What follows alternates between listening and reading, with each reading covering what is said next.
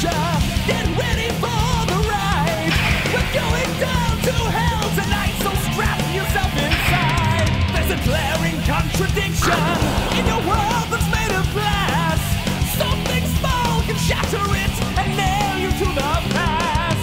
The road beneath your wheels, the madness that you feel.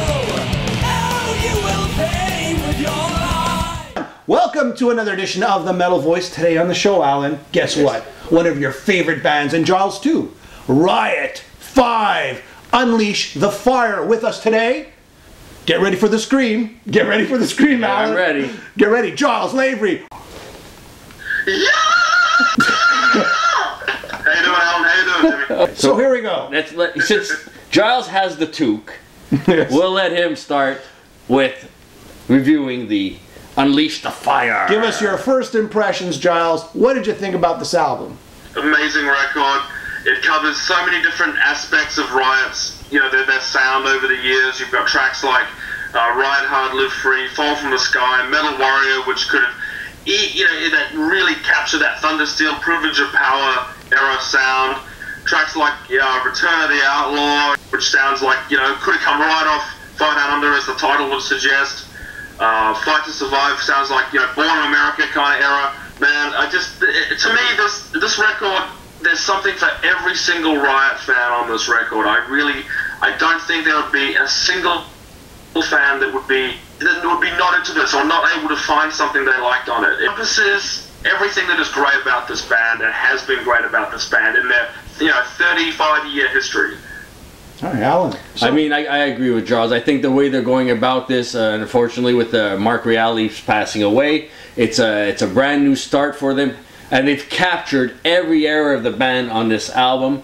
It's a very strong album. The vocals are extraordinary, and in fact, I think there's even a little inner channeling of Rhett Forrester on some of the more 80s feeling songs, like Giles had mentioned, Return of the Outlaw, Law of the Land of the Rising Sun. I mean, that one, when I first heard it, it could have been right off of Born in America, a song. It reminded me of a song like Gunfighter on there. So they've gone back. They've kind of, and like Giles said, a lot of those songs could have been on Thunder Steel. So it's like an homage or dedication of what they've done in the past, but it's a completely new beginning for them as well. I think we're getting the blessing to keep Mark's legacy on for both the family and Mark himself. I think there's nothing, and finally, I really and truly believe this. With this album, they're going to get the recognition that they've so long deserved. I mean, these guys were pioneers in the late 70s, early 80s. There was a very, in the New York rock scene, there wasn't anybody. And Riot was that metal scene at the time on the East Coast, which led to stuff like Anthrax. So these guys deserve a break, and I think this album's the one that's going to deliver it to them. And I'm going to ask the question to both of you guys now, and I'll let Giles answer it first. There are no original members left in the band, right?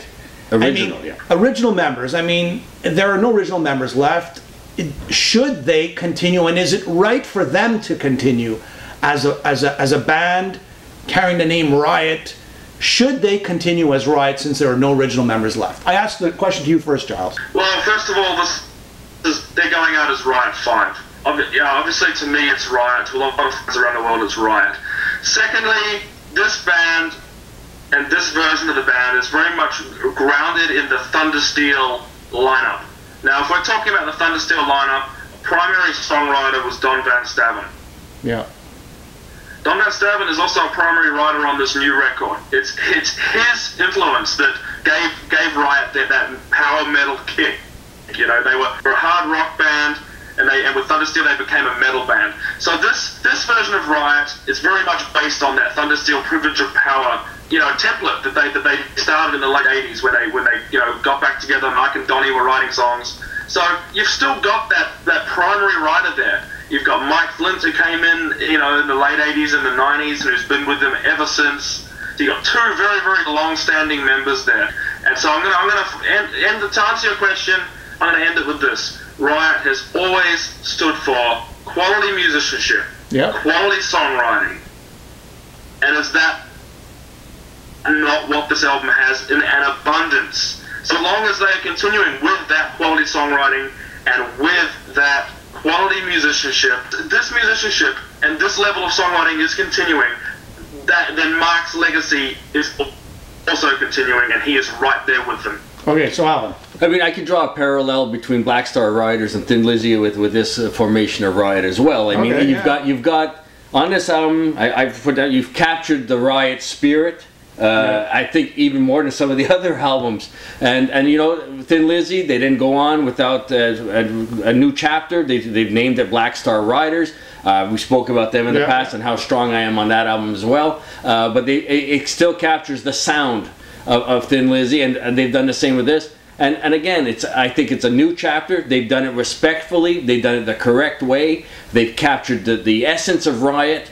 And again, I think this is going to launch them to finally the recognition, and hopefully a lot of more people will jump on the bandwagon and maybe discover this band for the first time. I think the sad part is they've influenced so much other bands that you listen to some of these songs, you're like, oh, been there, done it. These guys were the originators. Yeah, and they brought the sound back to that. So that's the only worry I have. But this album captures everything, and I don't have a problem. They've done it respectfully. They've done it the correct way. And let's look back at their career.